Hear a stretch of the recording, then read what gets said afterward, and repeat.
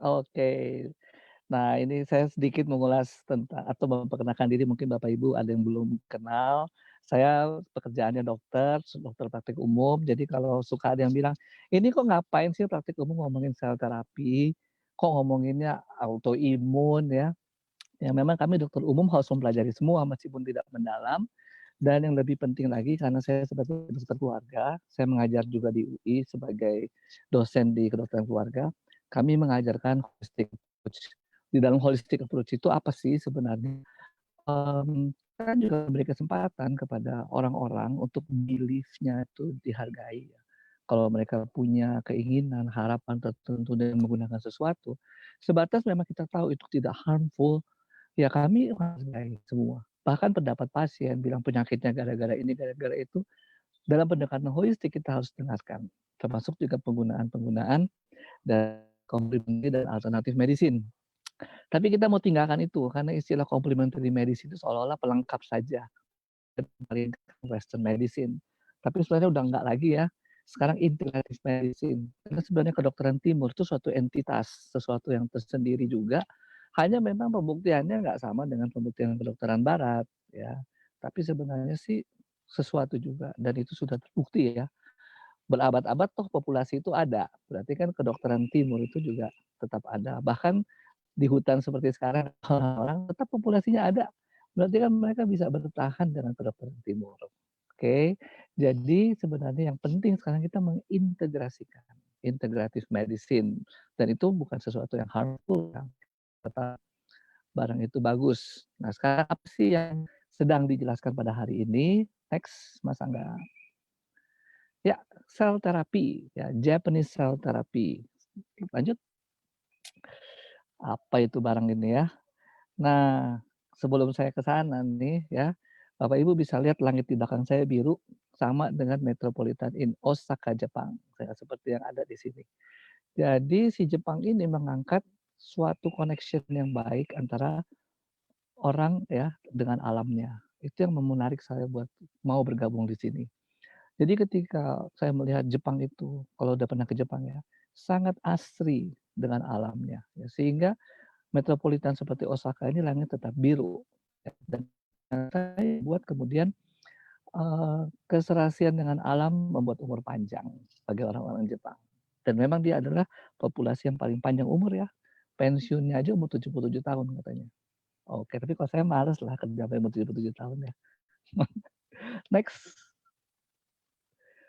Ya, topik kita hari ini kita mengulas tentang sel terapi, lalu kenapa kita perlu itu, dan spesifiknya apa dengan ekspresi. Oke, teman-teman yang lain juga yang mungkin dokter ada di sini, saya mengajak untuk bergabung karena kita ini di sini sangat dibutuhkan. Ketika nanti kita masuk ke sesi tanya jawab, akan banyak sekali isu mengenai kesehatan.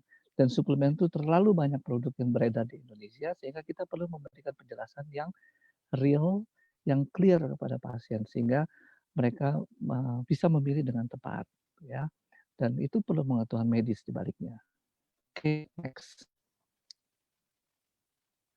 Nah, waktu saya diperkenalkan pada produk AFC ini kira-kira 2 tahun yang lalu, diperkenalkan sebagai stem cell. Nah, padahal sebelumnya saya juga sudah kenal produk stem cell yang lain. Dan waktu itu sengaja diberikan kepada guru kimia yang positif itu dying ya, diberikan stem cell. Saya bilang, waduh ini mah nggak benar, karena stem cell itu nggak mungkin ditelan, dibikin minuman ya. Apalagi dia bilang dari rusa apa dari apel ya waktu itu. Kan kalau stem cell rusa cocok buat rusa, stem cell-nya apel cocok buat apel, nggak cocok buat manusia. Oke. Nah, ketika saya dikenalkan sebagai stem cell, saya bilang ini juga nggak benar, kita bilang stem cell. Kenapa? Karena ini bukan stem cell nggak mungkin ditelan. Ya, kalau ditelan pasti hancur. Jadi komponen-komponen karbohidrat lebih kecil lagi jadi gula, sebagainya. Jadi kemudian diusunglah istilah yang baru sel terapi. Nah, sebenarnya sel terapi itu sendiri adalah terapi menggunakan sel. Nama lainnya stem cell terapi. Sebenarnya nggak beda jauh. Itu kalau istilah medis. Jadi saya tekankan di sini penggunaan dalam AFC. Halo, suaranya nggak jelas ya? Halo, suaranya cukup jelas? Halo, Jelas bisa kok nggak suaranya. cukup? Halo, cuman kadang-kadang emang kayak tertiup angin aja, putus-putus dikit. Oke, memang sinyal ada lemah di sini. Oke, jadi istilah sel terapi ataupun stem cell terapi dalam kedokteran itu adalah terapi menggunakan sel. Nah, dipakai dalam AFC ini adalah untuk menggambarkan terapi nutrisi bagi sel-sel tubuh kita. Jadi saya tekankan di sini bukan istilah medis baku ya, jadi jangan sampai ketukar-ketukar nih dengan apa yang dikatakan dokter. Tapi ini maksudnya adalah menggambarkan terapi nutrisi untuk sel-sel tubuh kita. Next. Nah, ini untuk sekedar membandingkan ya, saya kasih label AFC ya, sel terapi dan sel terapi AFC. Kalau sel terapi bahannya sel hidup, kalau sel terapi AFC bahannya adalah nutrisi. Kemudian apa yang terjadi? Sel hidup pada sel terapi akan berdiri, kemudian disuntikan ke dalam bagian tubuh yang rusak sehingga menjadi bagian dari organ yang rusak tersebut. Sementara kalau sel terapi AFC ini adalah nutrisi sehingga sel-sel yang ada di dalam tubuh kita meregenerasi dirinya sendiri untuk menggantikan sel-sel tubuh yang rusak.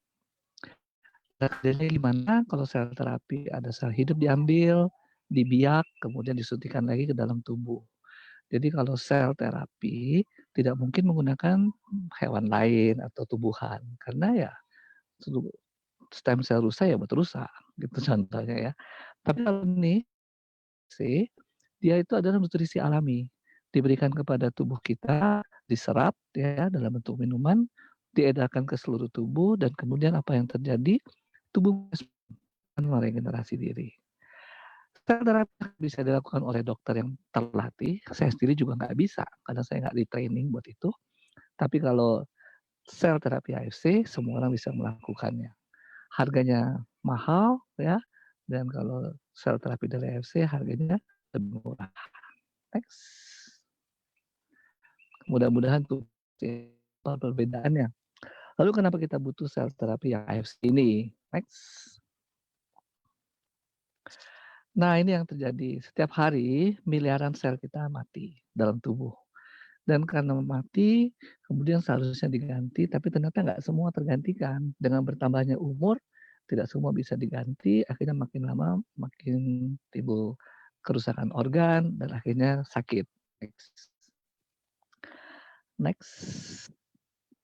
Nah, ini dia ada yang iseng meliti ya. Otak setiap hari kehilangan 190.000 sel. Kalau darah 2 juta sel dalam 1 detik. Waduh, banyak banget ya. Kalau kulit kita kehilangan 40.000 sel dalam 1 hari. Jadi begitu banyak sel yang rusak dan harus diganti. Dan itu sampai kita bahkan berumur 60 tahun, masih 40-an ya. Ada yang mau 70 barangkali di sini. Tiap hari terjadi seperti ini. Nah, satu saat tentu saja nggak semua kapasitas itu bisa tergantikan. Sehingga ada juga yang namanya membuat kerusakan organ. Next. Next. Ya. Jadi perlu diregenerasi sebenarnya ya. Kalau tidak diregenerasi, terjadi degenerasi. Ya.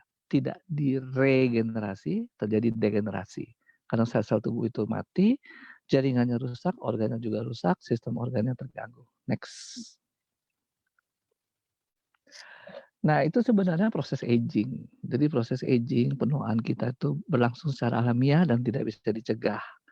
Ketika kita lahir, ya kita sudah lengkap. Ya, itu namanya maturity ya, pematangan pendewasaan. Dari sel yang sperma sama ovum, sel telur dan sperma menjadi lengkap. Ada mata, telinga, hidung, jantung, darah dan sebagainya. Itu maturitas pendewasaan. 9 bulan dalam keadaan kita udah matur. Kemudian setelah itu dengan berjalannya waktu, ya proses alamiah aging tidak bisa dicegah. Tapi yang bisa dicegah adalah sebenarnya premature aging dan premature death ya. Sekarang itu makin banyak kita dengar orang-orang umur 3 tahun sudah stroke, sudah mengalami gangguan hipertensi. Bahkan saya punya pasien yang paling muda umur 22 tahun sudah diabetes. Diabetesnya bukan diabetes anak-anak ya, tapi diabetes yang didapat. Ya, tipe 2. Jadi sudah terjadi. Nah, ini harusnya dicegah karena sebenarnya kalau dulu ya saya belajar kedokteran, penyakit-penyakit seperti itu kan penyakit orang tua ya, dianggapnya penyakit degeneratif. Tapi sekarang umur 20-an ya sudah banyak yang kanker usus dan sebagainya. Ini yang harusnya bisa dicegah ya. Next. Nah, pertanyaannya apa sih yang menyebabkan kerusakan sel tersebut? Next. Next. Iya, ini dia nih ya. Kalau Bapak Ibu di Jakarta nggak akan lihat langit biru seperti yang di belakang saya. Pasti iri dong, pengen lihat langit biru seperti ini ya. Tapi di Osaka bisa. Nah, polusi udara, makanan tidak sehat, minuman tidak sehat, pengawet, pestisida, semua masuk ke dalam tubuh kita sehingga sel-sel tersebut rusak ya. Next.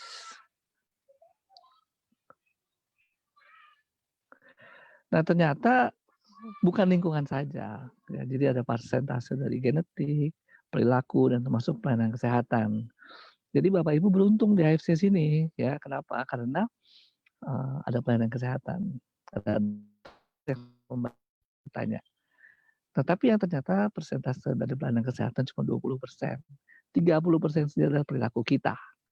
Kita mau mengkonsumsi suplemen, perilaku kita mau makan makanan sehat, perilaku kita mau merokok atau tidak, itu semua yang mempengaruhi. Ya. Next. Ya, apa sih sebenarnya yang terjadi?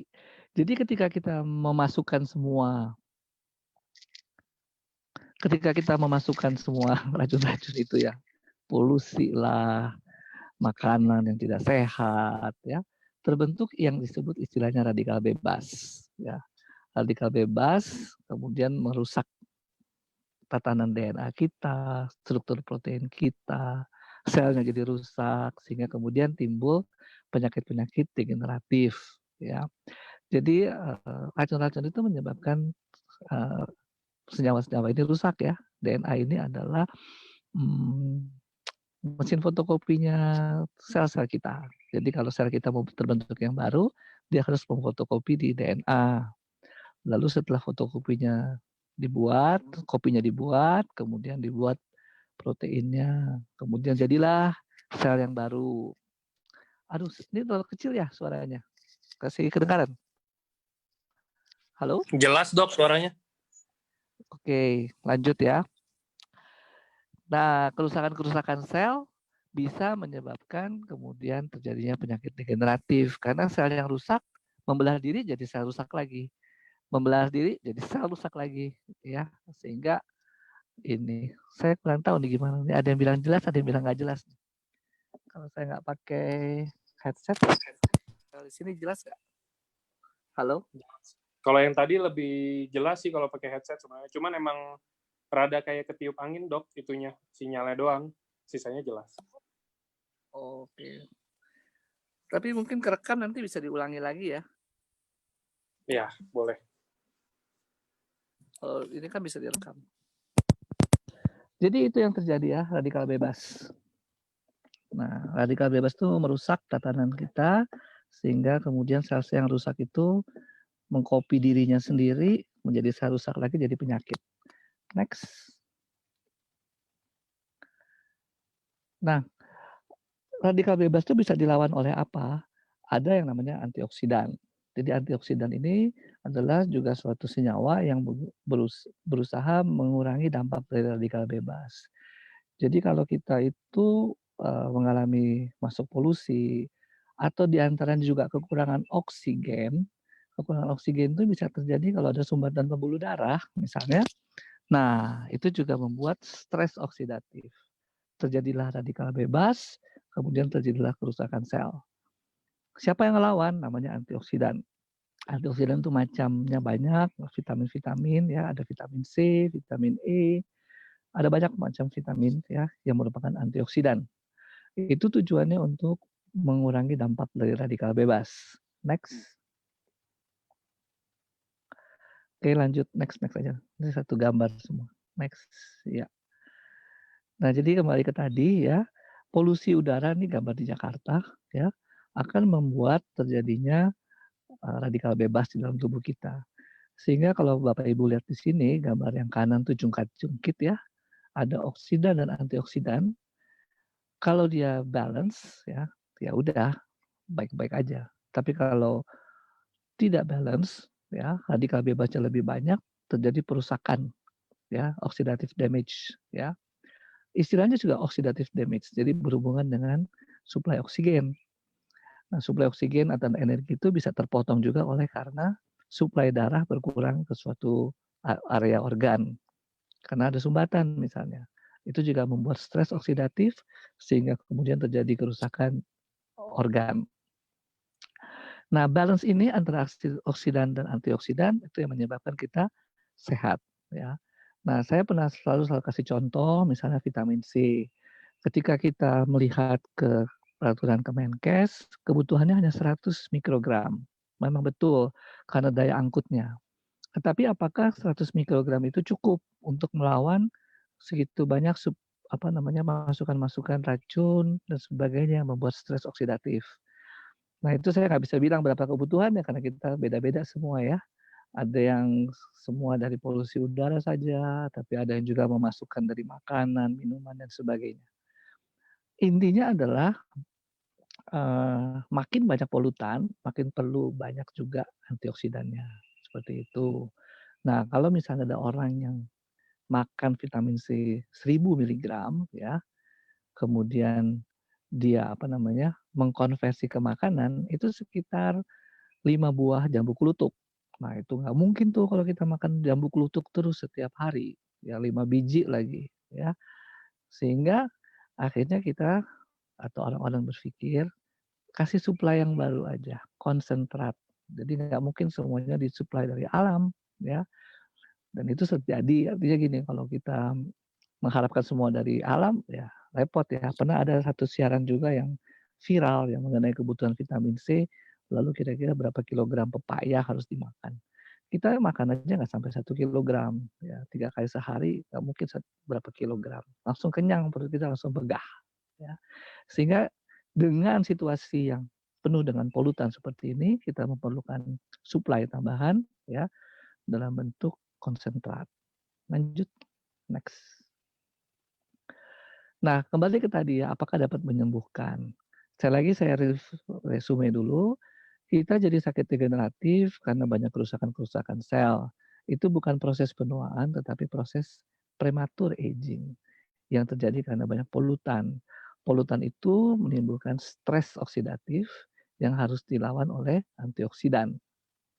Kemudian kalau kerusakan-kerusakan itu tetap berlanjut, sel-sel mereplikasi diri, kita akan merasakan gejala-gejala penyakit. Nah, ini yang kemudian kita persepsikan penyakit dan pertanyaan berikutnya, kalau saya minum ini sembuh apa nggak sembuh? Ya, next. Oke, penting Bapak Ibu ketahui, semua produk suplemen itu bukan obat, ya, tetapi itu adalah suatu suplemen. Suplemen terhadap apa? Tambahan terhadap makanan kita. Jadi seharusnya kalau kita hidup dalam kondisi yang aman tanpa polutan, makanan yang kita konsumsi sesuai dengan rekomendasi dari Kemenkes, itu akan cukup membuat kita sehat dan mempertahankan kesehatan kita, sehingga kita mencapai usia misalnya 70 tahun ya, seperti yang dituliskan sebagai angka harapan hidup orang Indonesia. Jadi suplemen itu adalah produk tambahan, ya, karena kita membutuhkan lebih banyak lagi disuplai dalam bentuk konsentrat. Jadi itu makanan, ya, sifatnya nutrisi. Yang kemudian dalam konteks AFC kita ini adalah mengaktifkan sel-sel muda kita, stem sel kita sehingga kemudian bisa beregenerasi diri menggantikan sel-sel yang rusak. Yang tadinya mungkin sudah tidak terjadi, tidak tergantikan, kematian sel tersebut, kemudian sekarang diaktifkan lagi. Nah, ini yang membedakan. Jadi kalau saya juga suka pakai judul breakthrough ya, natural breakthrough. Jadi suatu terobosan dari alam ya. Karena produk ini produk alami yang kemudian tujuannya mengaktifkan stem cell. Next. Oke. Nah, saya kembali tekankan juga kepada teman-teman sejawat dokter di sini, memang ini adalah presentasi yang juga ada muatan dari pemiliknya, yaitu SOP Subarashi yang ingin diperkenalkan. Jadi perkenalkan SOP Subarashi ini, dari dasarnya saja mungkin banyak member yang sudah bertahun-tahun ya, tahu SOP salmon ovary peptide ya, dan kemudian dikombinasi dengan Subarashi. Nah, mereka setelah dikombinasi mempunyai paten fungsi yang baru lagi yang sudah diketahui BPOM. Nah, ini juga penting Bapak Ibu ketahui karena semua produk ini dapat sertifikasi BPOM. Jadi kita tidak perlu pusing dengan yang namanya ujinya apa sih, uji klinisnya apa sih, ini itu pertanyaan-pertanyaan tuh bolehlah kita tanya, tapi kepentingannya apa sekarang? Karena itu urusannya BPOM. Kalau BPOM sudah mensertifikasi bisa masuk ke Indonesia, ya udah berarti dia sudah lihat itu. Tinggal kemudian kalau kita mengkonsumsi manfaatnya itulah yang kita rasakan. Ya, boleh sih mau tahu tanya ini uji itu, uji ini, boleh saja, tapi mungkin bukan suatu konsumsi yang awam karena nanti juga ketika harus menjelaskannya lumayan ribet ya. Nah, ini saya sih enaknya juga teman-teman dokter yang lebih penting untuk mengetahui apa uji klinisnya sehingga bisa menjelaskan kepada para konsumen ya. Next. Nah, ini sebenarnya fungsi dari SOP ya. Sudah kenal semua itu cell regeneration effect ya. Tapi kalau ditanya lagi bagaimana mekanismenya, si salmon ovary peptide ini masuk dan menginduksi hormon yang namanya IGF-1, yaitu insulin-like growth factor 1. Jadi dia tidak directly membuat kita meregenerasi sel, tapi melalui IGF-1.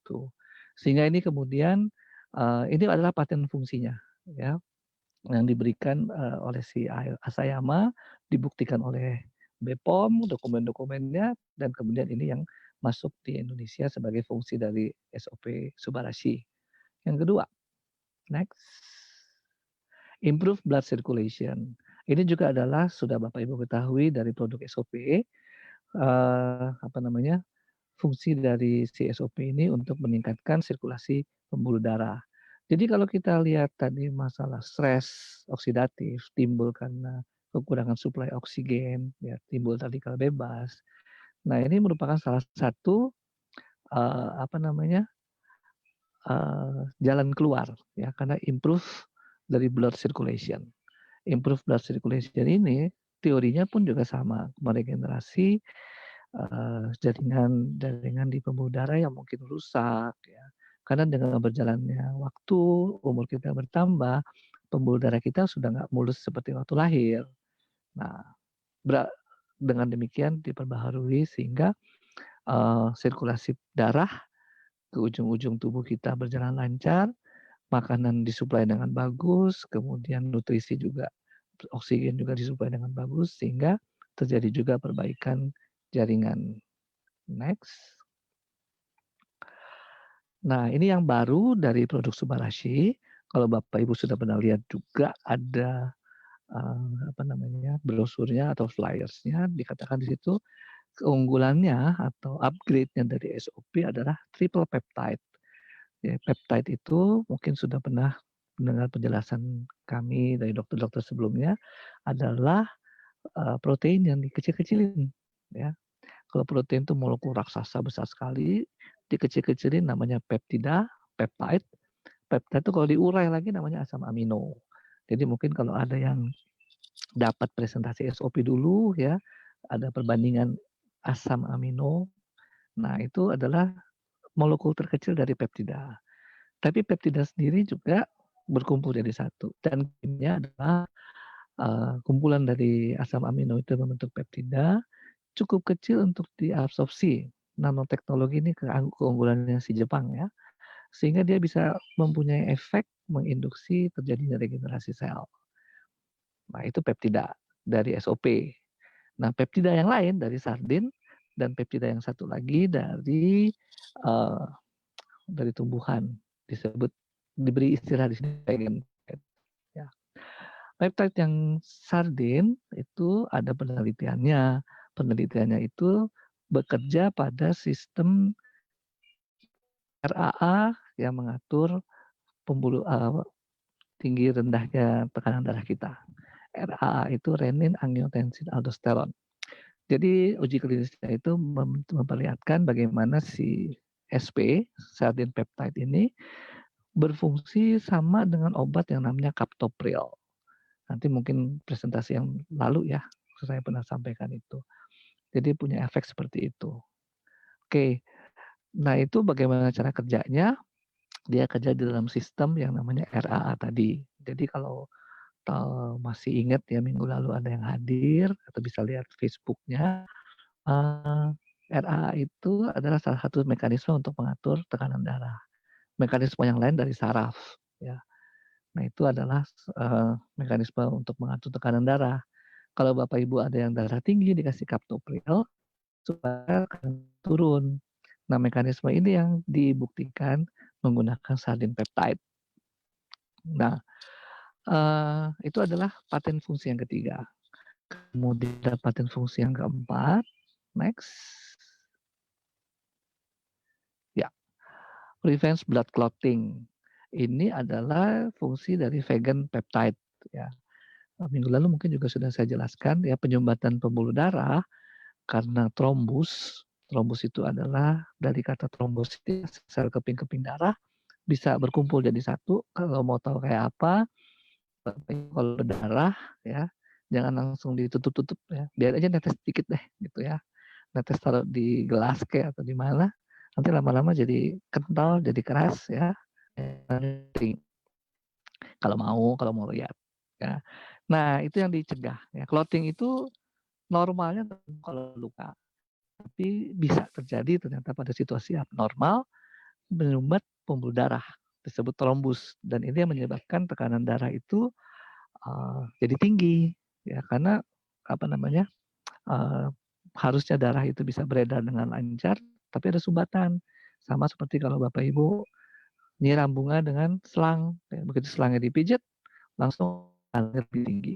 Itu yang terjadi juga dengan terjadinya penyumbatan darah ya, pembuluh darah. Nah, si fungsi subbaksi dan peptide adalah mencegah terbentuknya clotting di darah, di pembuluh darah kita.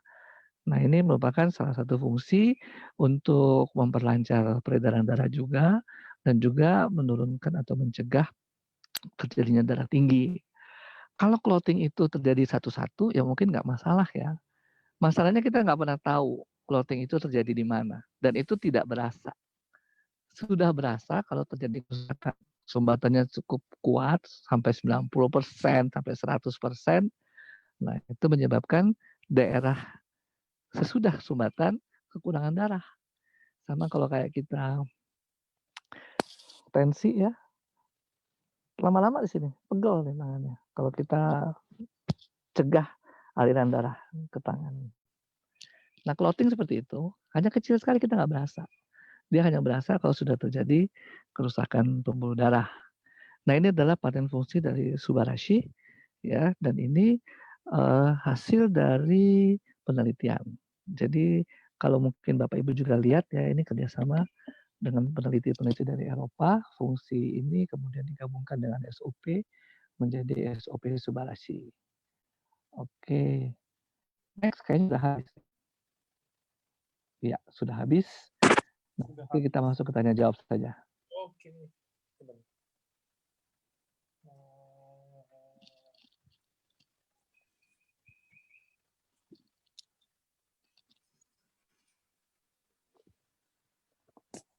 Tanya jawab.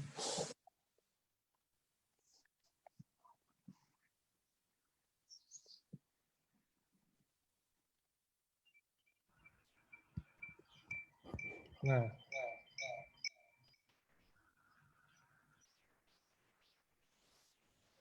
saya mulai pertanyaannya. Bergema-gema nih. Mantul, saya pakai 2 device soalnya. Oke.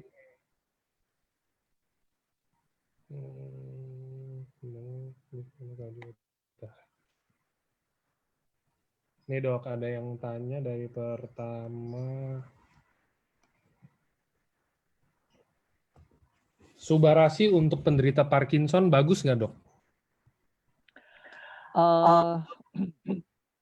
Oke. Jadi Parkinson ini kerusakan selnya sel otak ya. Jadi fungsi dari SOP untuk meregenerasi diharapkan bisa berfungsi pada penderita Parkinson. Ya, tetap kita membutuhkan waktu ya meregenerasi sel. Satu, yang kedua kita membutuhkan nutrisi. Jadi jangan sampai orang-orang yang diberikan SOP ini tidak cukup nutrisinya, itu pun akan mempengaruhi hasil. Ya. Jadi SOP ini men-trigger regenerasi, tapi kalau nggak ada sumber protein dan sebagainya, tetap tidak akan ada hasil. Ya.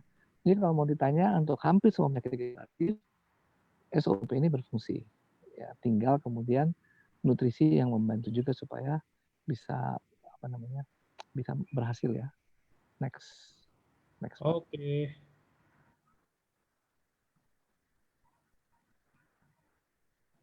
Kalau ada yang masih pertanyaan-pertanyaan SOP 100 plus, kayaknya gimana dok? Apa mau dicari yang Subarasi aja atau yang SOP 100 plus? Kalau SOP 100 plus ya regenerasi juga sih ya. Ya, cuman ini loh, maksudnya takutnya kalau yang teman-teman ini kan maksudnya pikir ini Subarasi produk baru. Enggak ya teman-teman, ini Subarasi ini Ya. dia cuma penambahan dari SOP. SOP yang tadinya SOP Salmon Ovari Peptide-nya cuma 100, sekarang jadi 150, nambah 50 kan.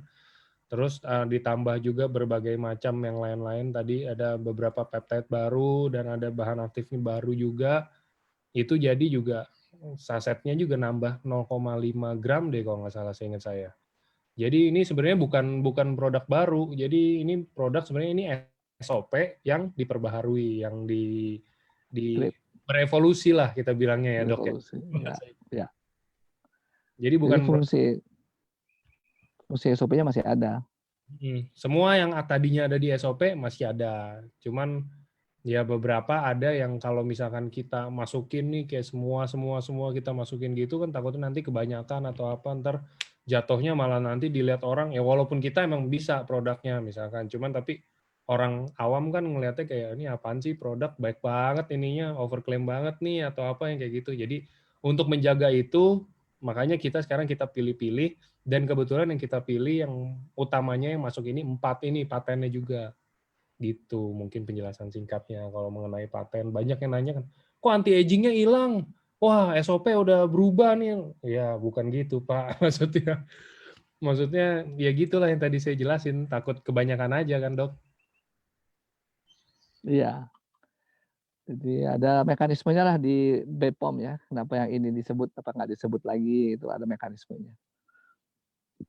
Oke, Dok, saya udah operasi kista 3 kali di indung telur kiri dan kanan. Apa bisa SOP Subarasi mencegah kista dan miom tumbuh kembali? Oke, ini kisahnya juga kisah apa nih ya? Harus jelas dulu. Jadi ada proses di dalam indung telur yang memang akan terjadi lubang lah, katakan lubang lah ya. Ya itu kemudian bisa jadi kista. Ngomong-ngomong mungkin Bapak Ibu kalau mau tahu kista itu jadi rongga yang isinya cairan ya. Itu bahasa kedokteran. Dan itu kenapa sih bisa timbul ya? Sebenarnya nggak ada yang bisa pasti kenapa. Jadi kalau kita minum pun SOP atau Subarasi manfaatnya banyak antara lain dalam konteks kista ini kita meregenerasi sel-sel yang rusak ya. Itu bisa diperbaiki. Ini ya kistanya 3 kali ini apa saja. Lalu kalau miom, miom ini adalah ya. Kalau Putus, sudah dioperasi sih umumnya selesai. Halo? Halo? kan putus. Nah, coba diulang Ya, lagi. Gak apa-apa, ini udah bagus lagi. oke. Untuk miom, miom ini lebih banyak adalah fungsinya SOP ini untuk membantu regenerasi pasca operasi. Ya. Tumbuhnya pun nggak ada yang pernah tahu bagaimana. Kenapa ada yang tumbuh miom atau yang tidak ada yang tumbuh miom. Artinya proses-proses ini ya mungkin aja seperti yang tadi dijelaskan lewat banyak polutan dan sebagainya. Ya. Jadi fungsi dari SOP Subarasi lebih banyak untuk degenerasi ya. Sehingga kalau misalnya habis dioperasi ada stres oksidatif. Nah disitulah untuk meregenerasi, memperbaiki kerusakan jaringan pasca operasi. Oke, tapi kalau kelainan struktural ya memang harus dioperasi. Itu bukan sesuatu yang bisa diselesaikan dengan suplemen. Oke. Next. Wah, ini banyak pertanyaan-pertanyaan kayak minggu lalu untuk tekanan darah rendah. Gimana nih, Dok? Oke, saya ulangi ya. Jadi tubuh kita minggu lalu mungkin saya jelaskan tapi kurang clear ya, punya mekanisme untuk mengatur tekanan darah. Jadi tekanan darah kita tuh naik turun sebenarnya sepanjang hari, enggak 120, 80 aja enggak ya. Dia akan mulai dari yang paling rendah pagi hari, naik siang ya, kemudian setelah makan agak turun lagi, nanti sore naik lagi ya, sampai malam terus aktivitas kita berkurang, turun lagi. Itu satu. Dan itu ada yang ngatur. Yang ngatur antara lain juga adalah persarafan kita. Nah, persarafan kita itu punya detektor di sini nih. Kalau pernah megang sini ya, di bawah leher sini nih, di bawah dagu leher, ada denyut-denyut. Detektor itu akan mendeteksi kalau tekanan darah kita turun. Terus kemudian jantung kita pompa lebih kuat lagi. Ya. Nah, apa yang maksudnya? Artinya kalau misalnya kita punya mekanisme itu masih bagus, nggak mungkin darah kita dibiarkan turun terus sampai akhirnya nol, ya, nggak akan. Jadi itu nggak usah khawatir kalau Bapak Ibu yang tekanan darah rendah atau tekanan darahnya sudah normal dengan obat, mau minum ini, oh nanti tekanan darah saya jadi jatuh. Nggak. Selama detektor kita itu normal dan mekanisme itu berjalan, nggak akan dibiarkan tekanan darah kita rendah. Tapi kita harus maintain. Jadi kita harus latih misalnya dengan cara apa?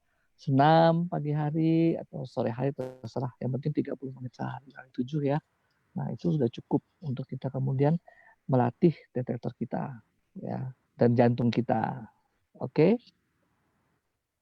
Jadi nggak Oke. usah khawatir ya. Yang tekanan darah rendah minum aja. Iya. Lagian ini nggak bikin yang tekanan darah rendah jadi makin rendah. Justru kalau yang normal, kayak yang kita ngobrol lagi itu kan dok, maksudnya kalau yang normal juga bukannya jadi dia malah turun lagi atau apa. Kalau udah normal Betul. cukup menstabilkan aja gitu ya. Iya. Jadi ini semua termasuk obat-obatan itu mekanismenya untuk yang nggak normal lah. Kalau nggak ngapain dikasih obat ya? Yang Jadi nggak normal dinormalkan. judul Gitu judul aja. kita aja anti hipertensi, bukan bukan apa, bukan Bukan tekanan darah. tekanan darah pada orang normal enggak gitu kan. Iya, iya betul. Tapi pada yang hipertensi. Jadi yang normal ya udah, nggak masalah. Oke. Nextnya nih kalau untuk saraf dok C3 C3 C7 udah kejepit, apakah bisa dibantu dengan konsumsi Subarasi dan Utsukushi? Oke, ini harus lihat juga ya gambarnya kayak apa. C3, C7 ini Bapak Ibu adalah komponen saraf yang keluar dari leher. Nomor 3 sampai nomor 7. Nah, itu kejepit. Kalau kejepit sebenarnya udah kelainan struktural. Jadi penyelesaiannya ya tentu ada mungkin tindakan-tindakan yang lebih invasif ya. Tindakan yang lebih agresif. Nah, apa sih yang dibantu oleh si SOP dan ini karena kalau kejepit pasti ada radang deh.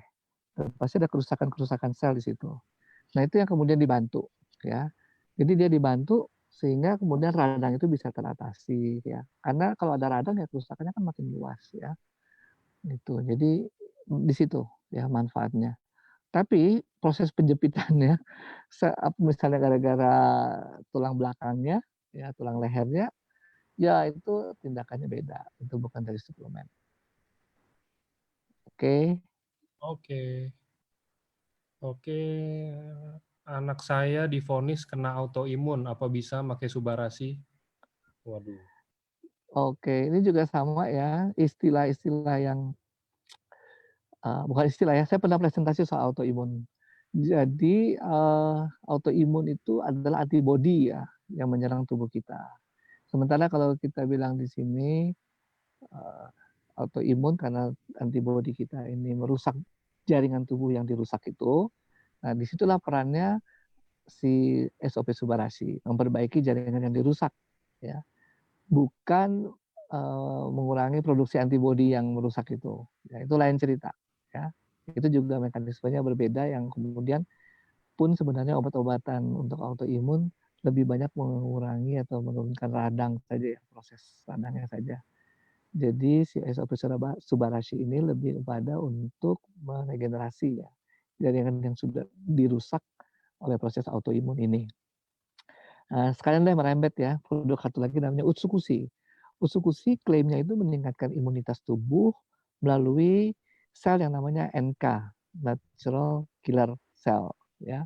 NK cell ini tugasnya membunuh sel-sel yang rusak, yang terinfeksi, atau misalnya mengalami ya apalah pokoknya jadi kanker dan sebagainya, itu adalah tugas dari si NK cell.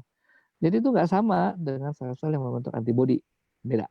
Ya, jadi fine-fine aja sebenarnya kalau Bapak Ibu makan ini, karena dia apa namanya usus-gusi, karena sebenarnya dia bukan berfungsi pada memproduksi antibodi, tapi berfungsi pada NK cell.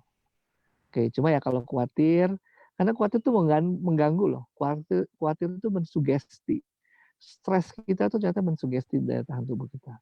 Nah kalau itu yang terjadi ya sebaiknya kita nggak usah dulu, jangan diminum dulu. Oke, lanjut.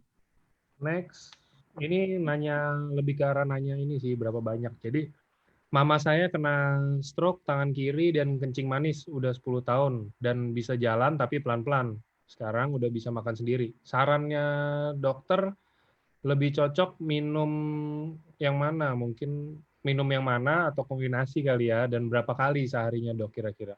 75 tahun stroke. Tadi apa ininya stroke? Stroke atau apa nih? Stroke Darah tinggi. 75 tahun dan ada kencing manis.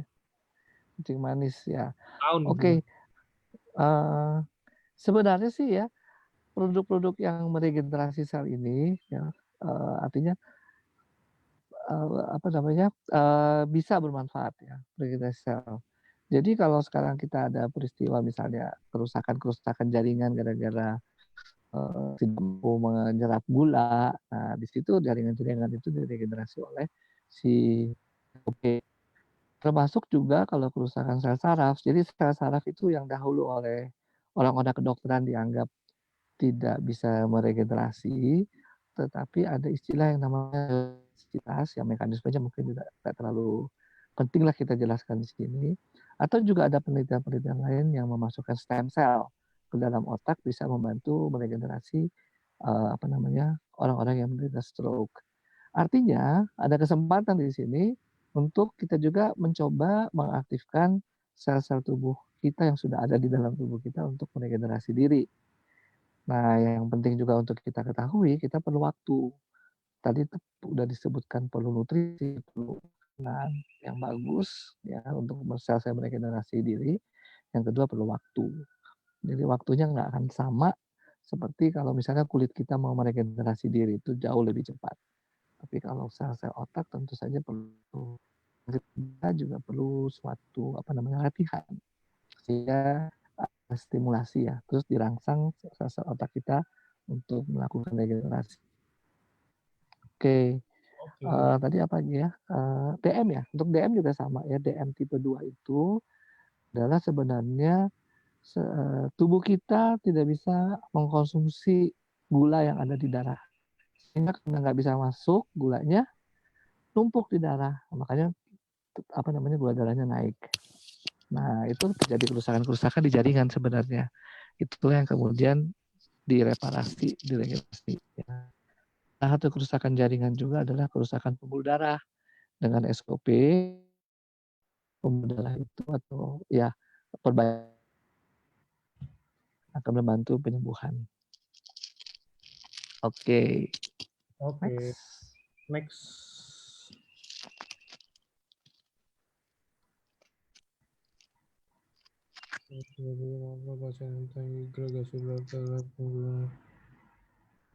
Ini dari Facebook, saya ada dikasih, gimana untuk penderita hipertensi yang konsumsi amlodipin setiap hari?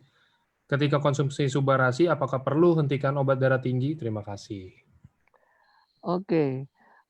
Saya sudah beritahu, jadi yang namanya menghentikan obat bukan kapasitas saya. Harus dokter.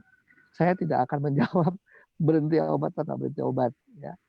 Siogianya memang di dalam prosedur penanganan hipertensi, kalau sudah terkontrol, kemudian dicari dosis maintenance ya, dosis yang optimal sehingga tensi tetap terkontrol ya, istilahnya bukan normal tapi terkontrol. Nah itu kewenangannya ada di dokter. Seandainya dengan minum Subarasi kemudian dapat terkontrol, kemudian dosis obat dikurangi, terkontrol terus, ya berarti memang harus turun dosisnya, bahkan bisa stop ya. Tapi sekali lagi evaluasi dan itunya semua kewenangannya di dokter yang menangani. Lalu Anda cerita aja dong, "Saya juga minum ini Dok," gitu. "Kira-kira gimana? Apakah dengan minum Subarashi ini saya bisa menghentikan A?" Ya. Nah itu silakan didiskusikan. Tapi kalau Anda jadi pasien saya, Oke. Kalau untuk jaga stamina buat anak-anak konsumsi Subarashi boleh, Dok? ya Jaga kalau ditanya boleh atau nggak boleh, pasti boleh ya. Karena kan semuanya nutrisi ya. Jadi silahkan, tapi juga mungkin ya tergantung ya kemampuan juga. Kalau emang bisa mampu ya.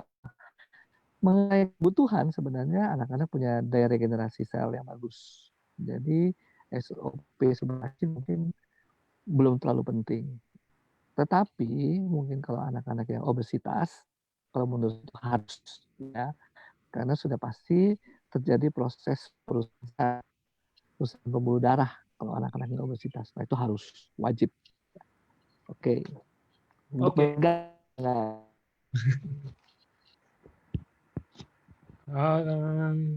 SOP Subarashi dan SOP gluten free nggak? Gluten free karena dari Chinese pearl barley ya, Dok ya. Iya, betul. Oke, mata tua dan sudah rabun serta kering dibantu pakai Subarashi atau Utsu, rutin Pak atau Ibu. Tapi Oke, ini mata SOP Subarashi juga bisa ya, Dok ya. iya. Artinya ini untuk meregenerasi sel ya. Dan kemudian tetap ininya. Oke, sorry, meregenerasi sel. Tapi untuk fungsi mata sendiri, rabun ini kan harus dievaluasi nih kenapa ya. Ada istilahnya mata itu juga butuh vitamin A ya, retinol. Vitamin A itu tidak ada di SOP, harus dari luar konsumsinya. Oke, jadi mungkin nggak bisa general yes no ya. Ini hanya ngomong secara umum, tapi spesifiknya tentu harus dievaluasi. Oke. Kalau buat penderita asma, SOP atau Utsu, apakah dapat membantu antara dua itu, Dok? Ya, asmanya sendiri karena penyempitan itu sebenarnya peristiwanya ini ya, peristiwanya itu bisa apa istilahnya? Bisa balik sendiri.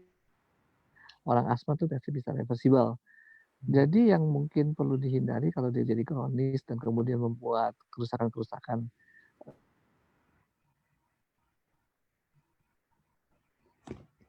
Dok, putus, Dok. Ya, Putus barusan. oke. Masih kedengaran nggak? Kedengeran Sekarang sekarang? kedengaran ya? Ya, tadi hilang. Oke, oke. Jadi si penyakit yang bisa balik sendiri ya, reversible istilahnya. Tapi ya kalau dia oke, kalau dia kambuh-kambuh terus ya jadi kerusakan dari nah itu yang kemudian diregenerasi oleh SUP. Ya. Nah, bisa sembuh nggak bisa sembuh, asma sih pada dasarnya sih reaksi alergi ya. Ada juga orang-orang yang kemudian nggak kambuh lagi asmanya dan mungkin juga banyak kombinasi bukan hanya dengan suplemen, olahraga. Jadi kembali ke fungsinya ini ya, kalau kita asma, kita terjadi stres oksidatif, nah itu regenerasi sel dibantu oleh SOP. Ya, apakah itu tergantung kerusakannya juga ya, seberapa luas ya. Nah itu kita evaluasinya one by one, nggak bisa langsung sekaligus ya. Nanti kalau Bapak Ibu nanya ini bisa juga mengkonsultasikan kepada dokter member AFC yang ada di dalam grupnya. Mungkin bisa menanyakan lebih lanjut. Oke. Dok, apa Subarashi aman untuk laktos intoleran? Saya lihat di dos kemasannya mengandung skim milk. Nah, itu baru tadi pagi juga saya ada dibahas. Skim milk kalau yang di Subarashi itu tuh dia nggak sangat sedikit karena hanya sebagai perasa aja katanya kalau dari Jepangnya. Jadi kayaknya kalau untuk laktos intoleran kan mungkin ada ini nggak sih Dok? Ada takarannya nggak sih dia kalau udah kena takaran berapa baru dia aktif gitu loh intoleransinya atau apa nggak sih Dok? Ya, pastinya ada kadar tertentu ya yang dikonsumsi sehingga kemudian ini apa namanya terjadi laktos intoleransi itu. Tapi kalau sedikit sih enggak. Apalagi kita konsumsinya mungkin 2 kali sehari ya, sehingga nggak banyak. Dan itu kan 5 miligram itu bukan semuanya milk itu hanya sebagian kecil. Ya, laktos intoleransi itu ini sih apa namanya gangguan tidak bisa mencerna gulanya gula gulanya susu. Gulanya susu namanya laktosa.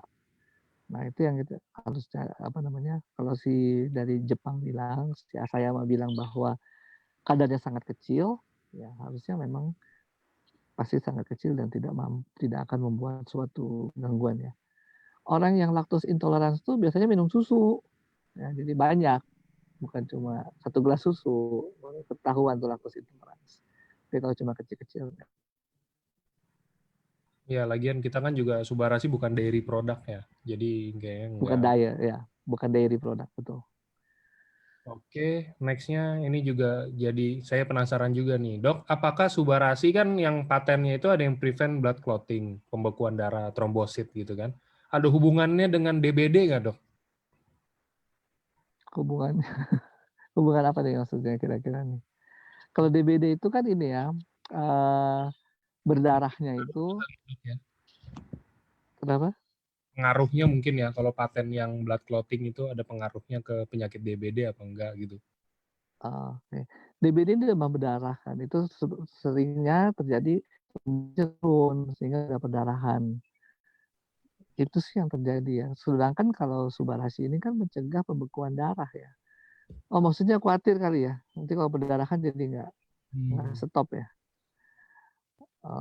Saya sendiri belum pernah baca sih, tapi kalau logikanya nih blood clotting yang dicegah oleh si apa namanya si Subarasi ini adalah dari keping-keping darah trombosit tadi dicegah supaya nggak terjadi penyumbatan.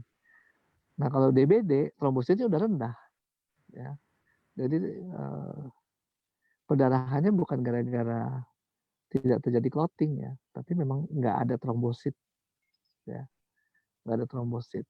Dan kemudian kalau misalnya katakan kita konsumen itu Subarasi dan kemudian kita apa namanya mengalami DBD, trombosit kita turun ya stop aja dulu ya, nggak masalah juga kita stop karena ini bukan satu apa ya obat ya, artinya kalau di stop ya apa-apa, kalau Oke. khawatir tetap aja stop dulu aja. Oke. Dok, saya ada penyumbatan yang diakibatkan oleh pengapuran 80% di darah. Apakah Subarasi dapat membantu membersihkan pengapuran tersebut? Terima kasih. Baik, pengampunan juga harus didetailkan ya sebenarnya. Kan kadang-kadang ini dokter untuk menggampangkan penjelasan dia bicarakan pengapuran. Nah, penyumbatan dalam pembuluh darah itu mekanismenya ada 2, aterosklerosis atau yang trombus tadi. Subarasi ini membantu yang trombus ya. Sementara CSOP-nya ini membantu kalau terjadinya sklerosis. Jadi kalau penyumbatannya karena itu akan terbantu.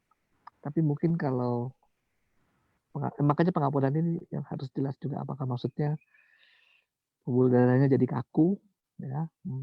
Saya kurang jelas ya. Tapi yang bisa dibantu adalah penyumbatan akibat penumpukan lemak tadi LDL ya, sklerosis ya atau karena clotting ya, trombus itu yang dibantu oleh SOP Subarasi. Oke, Oh, lanjut. lanjut. Customer saya laktos toleran udah.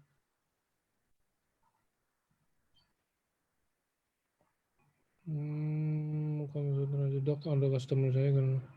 Dok, ada customer saya kena ginjal, sudah pakai alat selama 4 tahun. Bulan ini udah divonis alatnya udah nggak bisa diterima oleh tubuh.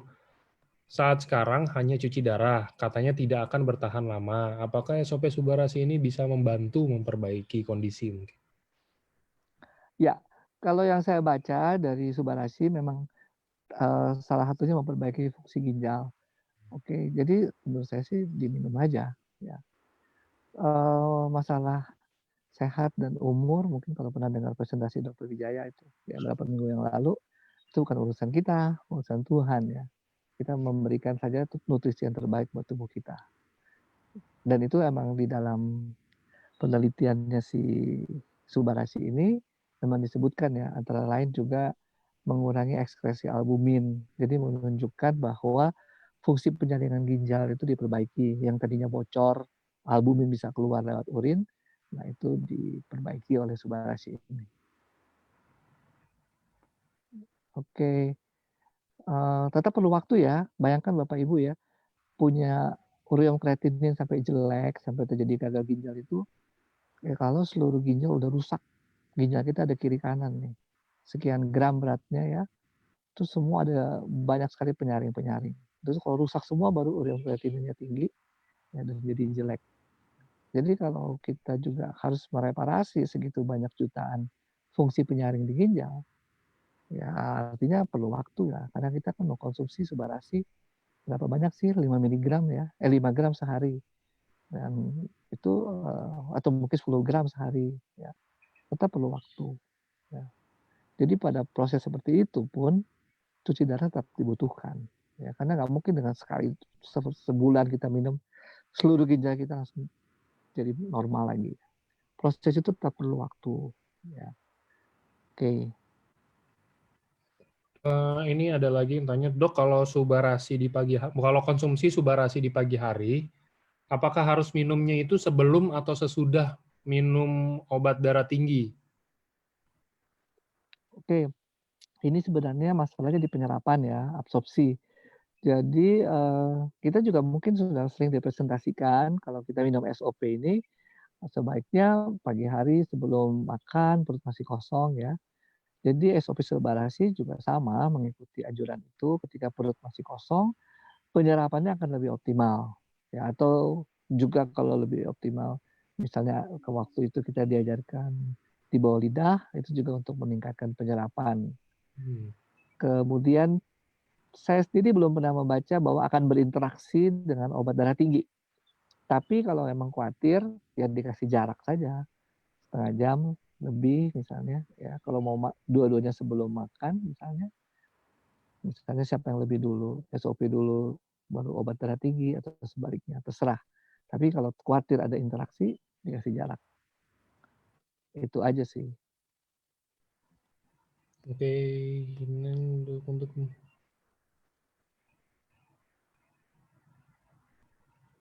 ini ada case. Dok, ada case ibu saya 53 tahun, stroke, diagnosa dokter HB terlalu tinggi dan trombositnya juga terlalu tinggi.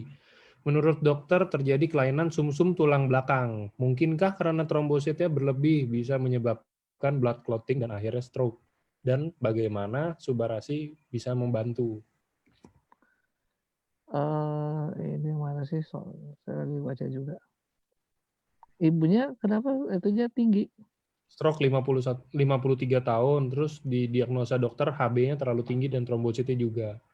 Katanya ada kelainan di sumsum tulang belakang. Oke, HB terlalu tinggi itu namanya polisitemia. Jadi karena sel-sel darah yang merah yang diproduksi cukup banyak, tapi yang produksi sebenarnya bukan sumsum tulang belakang ya, sumsum tulang saja, nggak pakai belakang. Sumsum tulang memproduksi sel-sel darah, kemudian terlalu tinggi sehingga, mungkin ini yang kekentalan darahnya meningkat ya, sehingga terjadi hambatan aliran darah di otak nih, terjadinya stroke. Kemungkinan seperti itu ceritanya, ya. Nah kalau ceritanya seperti itu, eee, pertama nih ya, pasti dengan adanya stroke, terjadinya hipoksia, kekurangan oksigen, ada jaringan yang rusak mengalami stres oksidatif. Nah, di situ perannya SOP Subarashi, ya. Kemudian mungkin juga terjadi dengan banyaknya sel-sel darah di dalam pembuluh darah, terjadi kerusakan dari lapisan pembuluh darah, lapisan paling dalam pembuluh darah yang disebut endotel. Terjadi sumbatan-sumbatan juga, atau mungkin juga clotting. Nah, di situlah perannya Subarashi. Jangka panjang kalau Bapak Ibu minum SOP ya, ada, mekanisme regenerasi sel, tapi itu jangka panjang ya. Jadi tidak secepat kalau kita, meregenerasi sel kulit misalnya, karena itu terjadinya di saraf ya. Jadi yang paling cepat yang kita, apa namanya, dapatkan manfaat dari SOP ini adalah meregenerasi sel akibat jaringan-jaringan mungkin yang di sekitar, pembuluh darah yang rusak tersebut di otak, mengalami stres oksidatif.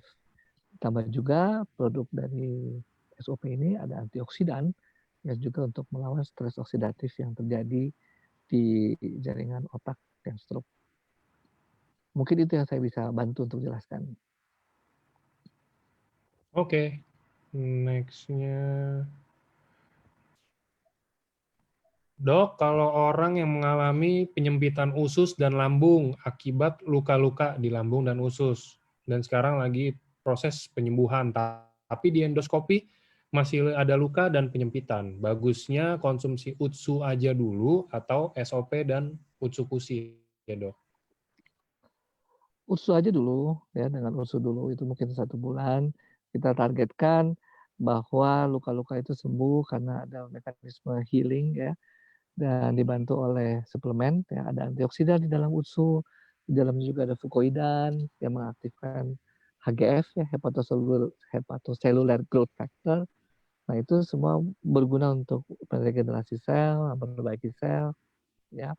Ditambah dalam Utsukushi juga ada probiotik ya, probiotik ini untuk membantu sel-sel imunitas kita berlatih jadi kuat, jadi kompeten dan juga mengaktifkan NK sel. NK sel yang juga tugasnya menseleksi sel-sel yang rusak, ya, sel-sel yang terinfeksi dan sebagainya untuk dibunuh. Ya. Nah, mungkin setelah 1 bulan sudah lancar, ya, entah mau di endoskopi lagi atau enggak, terserah, tapi baru kita bantu regenerasi sel dengan SOP. Nah, SOP sendiri juga banyak antioksidannya, versinya berbeda dengan yang Subarashi, beda dengan Usukushi. Nah, itu saling melengkapi tentu saja sehingga terbentuk jaringan baru. Itu yang mungkin saya bisa sampaikan untuk kasus yang disampaikan tadi. Oke, Lanjut. Ini ada yang nanya COVID, tapi mau untuk ininya aja, konsumsinya maksudnya berapa banyak Subarashi dan Utsu. Ini jadi gini, dok, teman saya usia 57 sekarang, udah kena COVID kemarin itu, udah nggak bisa nyium bau minyak kayak putih. Dia minum vitamin seperti vitamin C, B, D. Sekarang kondisinya udah bisa nyium bau minyak kayu putih, tapi belum maksimal, baru sedikit aja. Dia udah pesan SOP dan Utsu, tapi masih inden. Kira-kira nanti kalau datang mungkin ya, konsumsinya berapa-berapanya dok per harinya? Karena dia juga ada kluster COVID, nggak bisa kemana-mana katanya. Oke, ini COVID-nya dari swab kayaknya, harusnya ya, udah disebut COVID dari swab, jadi emang terbukti ada virusnya. Oke, yang punya efek antivirus itu adalah Utsu ya, Utsukushi. Itu meskipun yang dia buktikan pada virus hepatitis ya, dan masih banyak perdebatan dengan dokter penyakit dalam, tapi fungsi itu ada Utsukushi dan itu sudah oleh BPOM juga sudah dibolehkan diklaim sebagai fungsi. Jadi sudah diteliti juga. Artinya dokumen-dokumennya oleh BPOM. Nah, itu yang lebih saya sarankan ya dalam konteks COVID ya. Karena memang jelas ini virus ya. Meskipun kita nggak tahu apakah emang ada efek antivirus COVID apa enggak, tapi yang ada mekanisme antivirusnya. Jadi itu yang lebih banyak diberikan. Kemudian vitamin C, B, D silahkan lanjut. Kenapa? Karena tidak ada di dalam produk Utsu ya. Vitamin C ada di produk SOP ya. Jadi silahkan dipakai juga produk SOP. Tapi di Utsu tidak ada vitamin B dan D ya. Silahkan dilanjutkan minum itunya, vitaminnya. Lalu dosisnya oke, sekali lagi kita jangan bicara dosis ya karena ini bukan obat, tapi kebutuhannya. Jadi kebutuhannya itu sesuai dengan anjuran dari Asayama, mulai dengan 2x1, kemudian bisa ditingkatkan 2x2 dan selanjutnya. Saya sendiri punya pengalaman dengan salah satu penderita COVID sampai diberikan 10 saset sehari. Ya, memang akan cepat berespon ya karena selain dia menginduksi NK sel dan sebagainya, isinya sendiri asam amino kan dari SOP. Sehingga SOP itu bisa membantu memproduksi daya tahan tubuh kita lebih baik. Oke. Kalau mengenai dia belum hadir karena masih inden ya, itu mungkin Mas Angga yang bisa jawab ya. Oke, next. Wah, ini udah jawab banyak pertanyaan nih, banyak banget dok yang nanya COVID kan. Udah sekali diinin, udah terjawab semuanya. Oke, COVID lanjut. banyak ya. Iya, banyak yang nanya COVID. Hmm. Oke.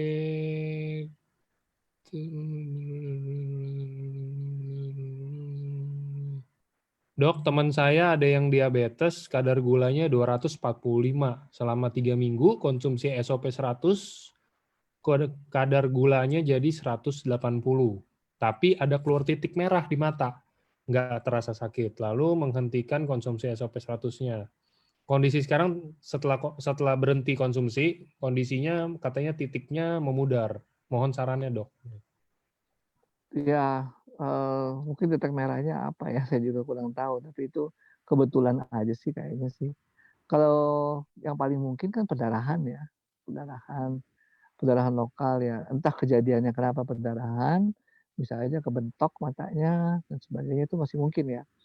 Dari produk SOP sendiri, ingredients-nya tidak menyebabkan pembuluh darah mudah pecah ya, nggak ada ingredients-nya.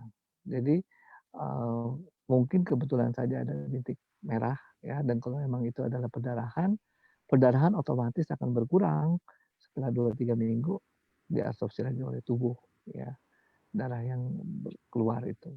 Jadi sih sebenarnya, eee, nggak, saya sih mungkin nggak periksa langsung, cuma saya pikir nggak ada hubungan ya antara perdarahan atau titik merah di mata.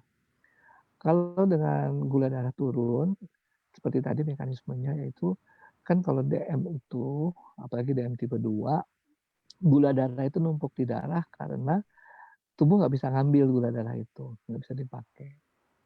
Nah, itu mekanisme itu yang dikurangi dengan regenerasi sel-sel tubuh yang sebagian besar ini yang tidak bisa mengambil, gula tersebut. Sehingga kalau sudah diregenerasi, sekian minggu kemudian gula bisa dipakai, ya masuk akal, ya.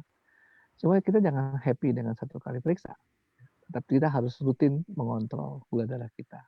Karena bisa saja pada saat itu terjadi sesuatu, 180, tapi kemudian kita lupa dengan makan kita dia naik lagi, ya.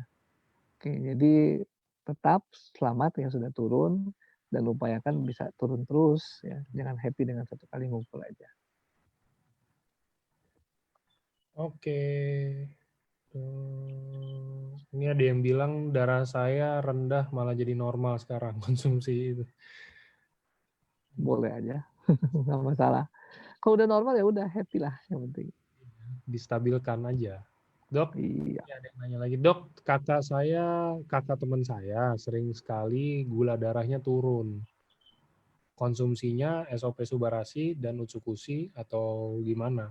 Ini gula darah turun. Oh, ini berarti lawannya ya, dok ya? Biasanya kan gula darah naik, ini gula darahnya turun, nggak stabil berarti. heeh. Terus pertanyaannya adalah, Ini konsumsinya SOP Subarasi atau Utsukushi atau dua-duanya atau gimana, dok? oke, kembali ke tujuannya apa yang mau dicapai. Sekali lagi ya, kalau gula darah turun, eee, ya sebenarnya kalau kita mau menurunkan gula darah lagi buat apa? Karena udah oke gitu ya, udah normal. Jadi nggak perlu diturunkan lagi kalau ke arah gula darah. Makanya sekarang ketika kondisinya sudah normal, kemudian gula darahnya kelihatan normal, minum suplemen ini targetnya apa? Itu yang mungkin harus diperjelas, ya. Tapi pastinya nggak akan menyebabkan gula darah turun terus, ya. Sekali lagi nih, mau obat, mau suplemen, semua dalam konteks selalu yang abnormal. Ketika sudah mencapai kondisi yang baik, normal, optimal, ya itu tubuh akan mempertahankan. Tubuh akan, terus mempertahankan kondisi itu. Jadi nggak akan membuat, eee, yang sudah turun gula darahnya turun terus, gitu. Atau tensi yang turun jadi turun terus, nggak. Karena tubuh punya mekanisme itu, untuk mempertahankan yang normal tadi. Oke, jadi kembali ke tadi ya, jadi kita mungkin japri-japri aja, apa sih harapannya dari mengkonsumsi SOP dan UTSU? Oke. Oke, ini ada case selanjutnya. Apakah SOP Subarasi bisa membantu kornea mata yang sudah keruh jadi mendekati lebih normal?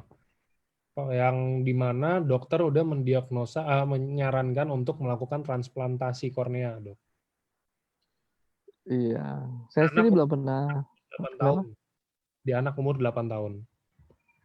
Oke, kayaknya sih kalau sudah jadi kru udah permanen ya sifatnya. Makanya oleh dokternya disuruh untuk apa namanya, transplantasi ya, ganti kornea. Penyebabnya apa juga mungkin mesti diperjelas dulu nih kenapa ya. Kalau penyebabnya jelas, eee, apa misalnya ya pada anak kecil ya, Ini penyebabnya sih dia ada ceritain sedikit, Dok. Jadi dari umur 3 tahun mata sering sakit karena alergi protein. Padahal dari lahir itu matanya normal dan sehat, bukan cacat. Tapi kalau makan protein kebanyakan jadi alergi. Sekarang makan protein udah nggak masalah, tapi kalau kebanyakan mata jadi bisulan atau bintitan. Terus keadaan matanya itu yang kena itu jadi rada buram. Jadi kayak kalau katanya misalkan ditutup mata kirinya, mata kanan yang buram. Terus katanya kalau udah disaranin transplantasi, tapi kalau transplantasi itu kalau nggak cocok bisa ke-reject. Kalau misalkan cocok pun tahannya cuma 1 sampai 2 tahun, habis itu harus operasi lagi. Mata kirinya minus 4,5. Nah itu pertanyaannya tadi. Kira-kira apa bisa jadi mungkin manjangin gitu ya tadi 1-2 tahun jadi berapa gitu, Dok? ya saya mungkin nggak bisa begitu spesifik ya menjelaskannya, tapi ya intinya kembali kepada fungsi tadi, yaitu kalau itu karena penyakit, degenerasi, maka regenerasi, sel bisa membantu memberikan, jawaban. Ya, tapi kalau memang bukan karena itu tentu, mungkin ada cara yang lain ya untuk menyelesaikan masalah mata ini. Oke. Gitu kali ya, saya juga nggak bisa bilang detail. Mungkin kalau nggak japri ya supaya saya lebih tahu Abah sih gambarannya kenapa ada yang kelainan tersebut tuh ya. Nah, ini juga ada yang nanya, Dok, Subarasi kan meregenerasi sel, baik yang rusak meregenerasi sel baik dan yang rusak tidak diregenerasi. Contoh kayak misalkan sel kanker atau apa gitu kan nggak keregenerasi. Kenapa bisa zat aktifnya ya hanya menginduksi sel yang baik dan tidak menginduksi sel yang buruk? Apa yang menghalangi Subarasi untuk menginduksi sel buruk? Oke, jadi, Subarasinya ini SOP-nya ya, SOP Subarasi. Kan diperlihatkan dalam presentasi yang dulu waktu masih SOP berdiri sendiri, ada mekanisme melalui IGF-1. IGF-1 ini kan, apa namanya, produksi tubuh, jadi bukan sesuatu yang dikonsumsi dari luar. Jadi SOP menginduksi terjadinya produksi IGF-1. Jadi IGF-1 itulah yang direspon oleh sel-sel tubuh untuk meregenerasi diri. Jadi uh, bukan langsung SOP yang membuat regenerasi. Itu mekanismenya sehingga nanti yang nggak perlu ya dia nggak akan melakukan regenerasi. Yang perlu dia melakukan regenerasi sel-sel yang perlu maksud saya. Gitu. Oke, oke ini dari Facebooknya. Kalau keloid di saluran kencing pria sudah dioperasi beberapa kali tumbuh lagi. Sekarang kalau sedang bengkak akan kesulitan pipis. Jadi apakah bisa dibantu dengan Subarasi atau Utsukushi, Dok? Dicoba aja ya. Tapi sekali lagi ya kelainan struktural itu sebenarnya ya. Jadi saluran yang harusnya nggak ada keloidnya tiba-tiba ada keloid ya, bukan tiba-tiba sih ada prosesnya ya terjadi keloid itu sebenarnya struktural jadi tetap harus dioperasi. Nah apakah bisa dibantu ya dicoba aja karena bukan tutup kemungkinan bahwa ini nggak berfungsi ya mungkin setelah dioperasi kemudian kita minum SOP itu akan terjadi regenerasi sel lebih baik sehingga keloidnya nggak terbentuk. Kita coba aja apalagi di dalamnya ada antioksidan ya Hmm, silakan. oke. Dok, apakah Subarasi bagus juga untuk penderita tiroid sama kayak SOP 100? Sama, iya. Kan udah ada banyak juga testimoninya ya, diberikan aja nggak masalah. Apakah ini Dok, kanker prostat apakah bisa sembuh dengan Utsukushi ini? Dokter kanker prostat apa bisa sembuh jika dikonsumsi Utsukushi terus? Nggak bisa sembuh, Pak. Kita nggak bisa nyembuhin kanker. Nggak ada tuh obat sampai sekarang kanker apapun ya.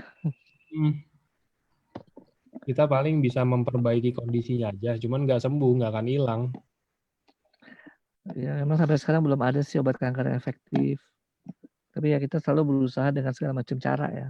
Ada obat, ada suplemen, ya, ada operasi.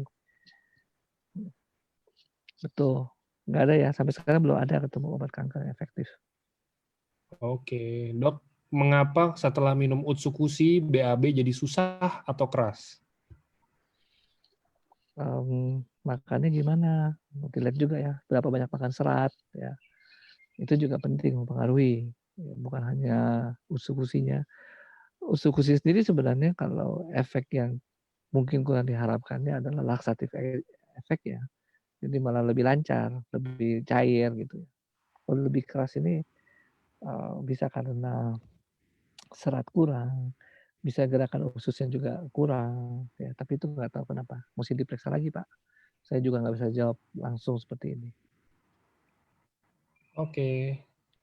Dok, teman saya udah 8 tahun menikah, belum punya anak. Kalau kita kasih SOP Subarasi kepada suami istri tersebut, bisa nggak punya anak? Nah, saya juga nggak tahu ini 8 tahun menikah, ya kalau nggak pernah nyoba bikin, ya nggak akan punya anak, Bapak, Ibu. Harus dibikin ya Pak ya. Ini kalau kita kasih SOP Subarasi, mungkin pertanyaannya gini, kalau misalkan udah 8 tahun menikah, terus udah coba terus tapi belum punya ini, mungkin sekarang kalau dikasih SOP Subarasi itu bisa apa enggak? Mungkin sebelumnya harus diagnosa dokter dulu ya, Dok. Harus Iya cek betul, harus cek betul. dulu mungkin ada kenapa-kenapanya, baru nanti kalau udah didiagnosa baru seenggaknya tahu lebih cocok yang mana sih produknya kira-kira. Karena kalau yang dulu SOP 100 plus itu, saya juga sering kan, kalau dulu masih ada sering Grand LOP, apa yang kayak gitu-gitu kan. Nah, beberapa tuh ada yang maju ke depan kasih testimoni.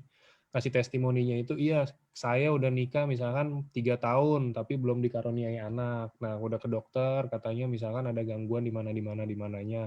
Nah, habis itu kita coba SOP 100, entah itu prianya, entah itu wanitanya, kita coba, nggak lama punya anak. Nah, gitu kan lebih enak, udah ada diagnosa dari dokternya juga gitu kan.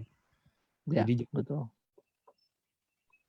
oke, dok, teman saya cuci darah, apakah diperbolehkan konsumsi alkohol? Dok, ada teman saya cuci darah sejak 2015, usianya udah 60 tahun. Sekarang cuci darah 2 kali seminggu. Apakah diperbolehkan konsumsi SOP dan UTSU? Kalau diperbolehkan, konsumsinya berapa banyak sehari? Dan kalau Oke, ada obat dokter, konsumsinya itu bareng atau diselisih berapa jam dengan obat dokter? ya. Orang gagal ginjal ini kebanyakan isunya karena protein ya. Harus mengurangi restriksi protein. Jadi ya kita mungkin kasih dosis rendah aja dulu 1 kali sehari ya untuk si SOP Subarashi ini karena ada triple peptide tadi. Tapi kalau untuk usus-usi boleh diberikan sekali sehari atau 2 kali sehari. Karena di dalamnya ada fungsi tadi yang untuk melakukan, regenerasi ya, growth factor tadi. Ditambah juga ada antioksidan yang penting. Jadi, itu mungkin jawaban saya ya untuk yang cuci darah, silakan dikonsumsi. Hanya mungkin yang SOP Subarashi ini ya dosisnya mungkin atau bukan dosis ya, konsumsinya jangan terlalu 1 kali sehari aja dulu, ya lalu kita lihat efeknya, makin bengkak apa enggak dan sebagainya. Baru kita coba naikkan lagi jadi 2 kali sehari. Oke. Oke.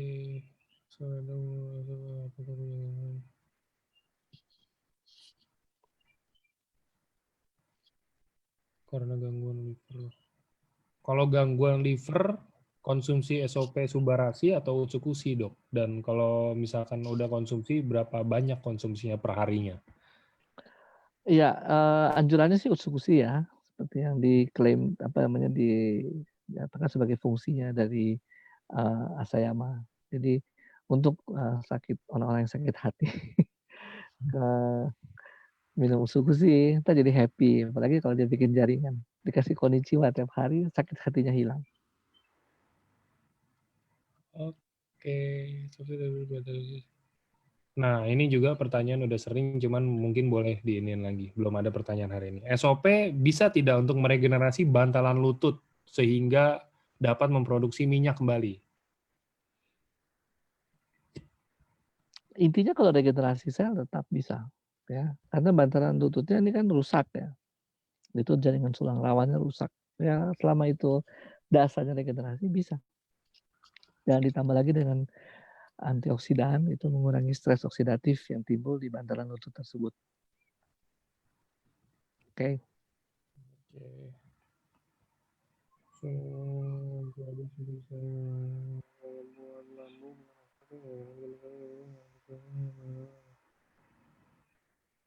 Saya breast cancer tidak mau berobat karena chemoterapi.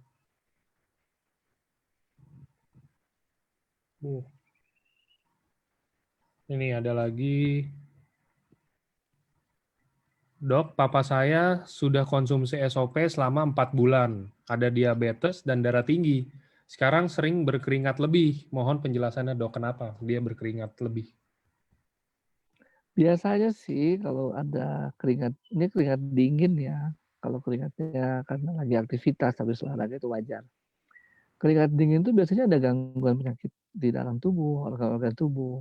Tapi apa gangguannya ya kita harus periksa lagi nih ya. Apakah terjadi masalah di jantung ya. Yang penting-penting kan jantung, ginjal ya. Itu yang harus dievaluasi lagi. Ini asal yang dimaksud keringat dingin ya.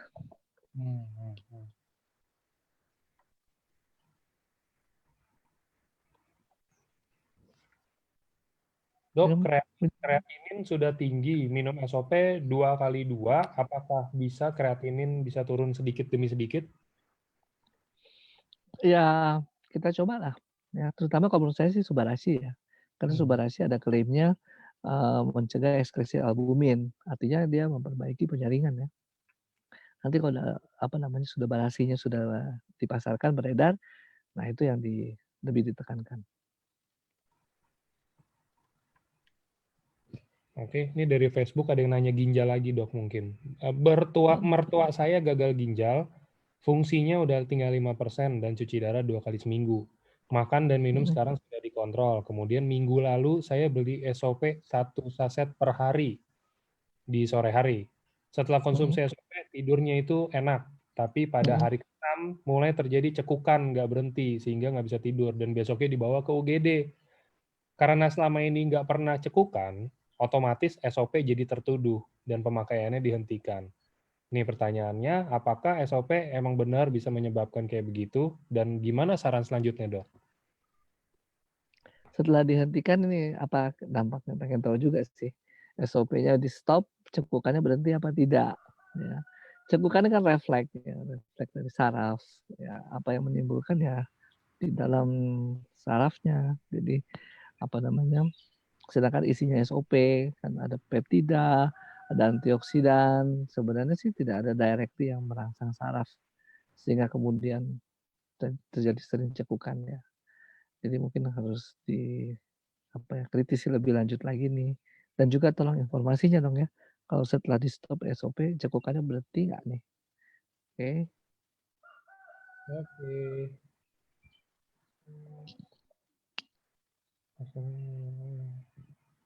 Dok, kalau untuk bayi umur 6 bulan kena penyakit kuning, minum apa, Dok, kira-kira? Udah 6 bulan sakit kuning. Biasanya sih ASI dulu ya, 6 bulan kan. Kayaknya sih boleh juga ngomong yang minuman lain-lain, tapi mungkin mesti ASI lah nomor 1 ya. Sakit kuningnya ini juga kenapa nih? Mesti tahu juga nih. Japri aja kali ya. Oke.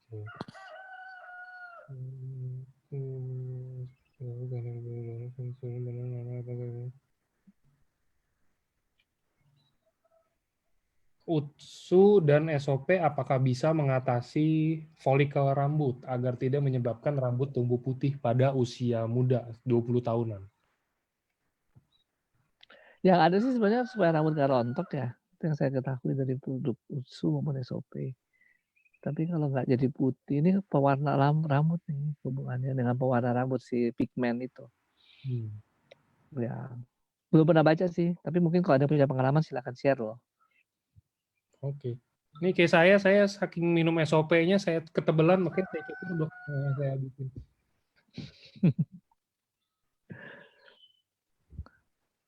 Dok mau tanya belakang ini kakinya bentuk sakitan transfusi barasi. Oke Kak Dok. Dosa efektif apa regenerasi stem cell? Dok, tante saya kena Parkinson. Ini udah di Parkinson udah ya Dok tadi ya Dok. Tadi udah. Suami saya bawaannya. Nah ini suami saya konsumsi SOP. Kenapa ya Dok bawaannya ngantuk terus, mau tidur terus katanya. Ya, salah satu yang saya pikirkan adalah efek regenerasi sel. Jadi energi yang dipakai untuk aktivitas mungkin lari ke regenerasi. Sehingga akhirnya ya untuk regenerasi ya kita perlu istirahat banyak lah supaya regenerasinya jalan. Makanya jadi ngantuk. Oke.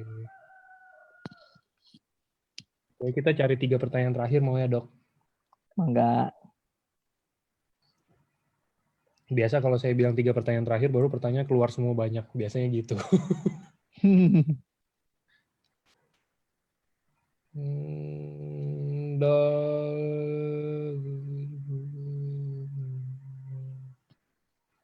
Dok, untuk kanker stadium 4 sudah menyebar ke paru-paru dan tulang paha. Sebaiknya konsumsi yang mana?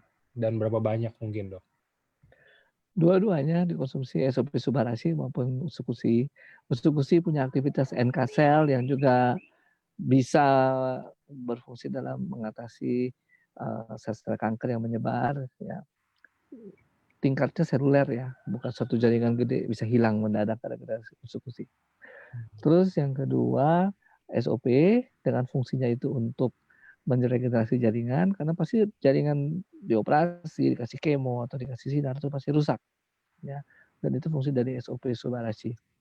Nah, ada lagi Subarasi di sini tentu dia akan meningkatkan flow aliran darah ya. Jaringan-jaringan yang perlu nutrisi lebih banyak untuk bisa sembuh ya, untuk bisa sehat jaringannya. Itu. Tapi bukan untuk menghilangkan tumor ya. Tumor kalau udah terlalu besar juga tetap harus operasi, nggak akan secepat itu sel-sel natural killer cell itu akan mengkonsumsi tumor yang gede. Ya, silakan itu harus dioperasi karena kelainannya struktural. Oke, kalau misalkan karena konsumsi SOP 100 terus sering ke toilet, kenapa ya, Dok? Ada sifat yang namanya laxative agent itu yang ada di dalam SOP. Jadi memang ada orang-orang tertentu responnya seperti itu. Jadi BAB-nya lebih encer, lebih sering. Makanya itu ditulis di kemasan. Nah, mengatasinya gimana ya? Kita mungkin makan serat sehingga BAB kita lebih padat. Ya, itu yang bisa saya anjurkan. Oke. Ini ada, Dok tolong dijawab apakah produk AFC, SOP, dan UTSU untuk batu empedu yang masih kecil? Enggak. Pertanyaannya apa? Maksudnya tolong dijawab. Tolong dijawab ya, apakah produk SOP dan UTSU untuk batu empedu yang masih kecil? Kalau untuk menghancurkan sih kayaknya enggak ya. Tapi dia kita harapkan dia bisa ini ya, mengurangi reaksi peradangan. Kan ada batu ya, terjadi peradangan di sekitar situ dan itu bisa diatasi. Tapi kalau menghancurkan sih kayak kurang yakin ya. Kayaknya nggak pernah dengar juga, nggak pernah baca soalnya. Oke. Ini ada yang tanya lagi, Dok, untuk pendarahan berlebih saat mens, apakah bisa dikurangi dengan SOP Subarasi? Pendarahannya berlebih banget sampai harus transfusi darah. Wah ini harus dicari nih kenapa nih pendarahan berlebih. Artinya selama mekanismenya adalah regenerasi sel, tentu itu dibantu dengan ada SOP Subarasi. Tapi kalau mekanismenya lain ya saya kurang tahu juga ya kenapa pendarahan lebih. Mungkin ada tumor ya, miom. Kalau ada tumor, ada miom ya miomnya harus diangkat. Baru kemudian pendarahan itu mungkin akan berkurang. Itu mungkin yang bisa saya sampaikan. Oke. Oke, sisanya ini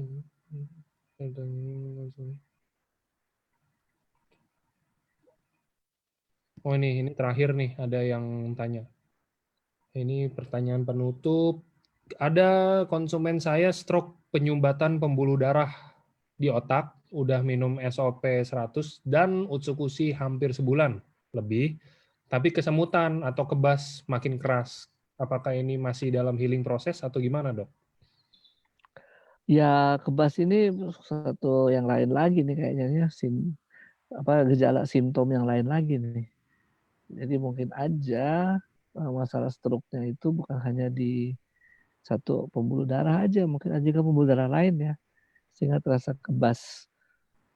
Nah, itu harus diperiksa dulu oleh si ahli saraf nih, apakah itu bagian dari stroke-nya atau mungkin ada kejadian lain, katakan misalnya dia diabetes ya, secara kebetulan ternyata mengalami kebas di daerah yang, tangan atau di kaki gitu ya, itu mesti dievaluasi lagi. Jadi kalau memang dasarnya sekali lagi adalah, aliran darah kurang lancar misalnya, maka itu yang ditangani dengan Subarashi ya. Subarashi itu mempunyai efek juga untuk memperlancar aliran darah. SOP juga sama, SOP juga memperlancar aliran darah ya, mekanismenya saja yang berbeda. Gitu paling ya, saya juga nggak bisa bilang kecuali case-nya jelas. Siap. Oke, kalau gitu cukup mungkin, Dok, untuk hari ini. Saya tutup aja. Iya, terima kasih banyak. Oke, thank you, Dok. Sama-sama, terima kasih juga. Di hutan ya, Dok. Saya pikir pertama virtual background loh, Dok. Itu gerak saya lihat. Tapi mataharinya makin turun tuh, lama-lama kan Iya. kelihatan ini ya. Saya pikir, oh ini Dokter Revino kayaknya virtual background nih. Pas saya lihat-lihat lagi, kok gerak ya? Virtual background kan nggak mungkin gerak, pasti diem. Iya. Oke, kalau gitu Ya, oke. thank you, Dok, buat hari ini, Sama-sama. buat penjelasannya tentang SOP Subarashi. Heeh. Ngopi sore harinya. Ya, kita Selamat sore Bapak Ibu semua, salam sehat selalu. sehat selalu. Thank you teman-teman semua yang udah nyempetin hadir. Selamat sore.